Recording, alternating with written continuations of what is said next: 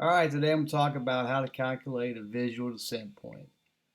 So essentially a visual descent point is calculated by using a couple numbers as calculations to use height over touchdown divided by glide slope.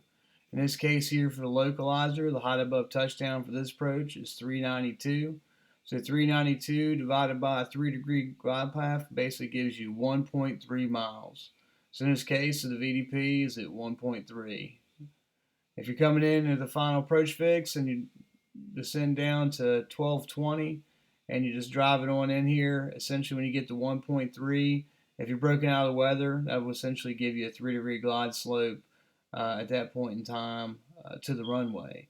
If you're still in the weather, so you get down to 1220 and you get to this 1.3, there's going to be a good chance you're going to have to go around, because anything beyond 1.3 is going to have you steeper than the 3% degrees glide slope, which is essentially going to make it probably a non-stable approach. So even though you can drive this in all the way into zero in this approach, so basically the runway threshold, if you did break out at 0 miles, unless the runway is extremely long and say like you don't have rules for stabilized approaches and you're willing to take a long landing on the runway, you're going to find yourself unstable and more likely is going to have to go around. So if you're in the weather and you get to 1.3, you just have to have that in your hip pocket since you already did the calculation that, hey, if I get there, there's more likely a good chance that I'm going to have to go around, and it'll basically give you some time to prepare for that. So that's it.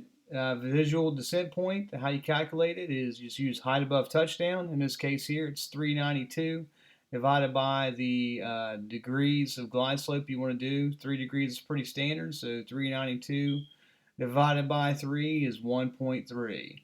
So 1.3 is your VDP for this approach. If you have any questions or anything, please leave it in the comments below and like it if you like. Thank you.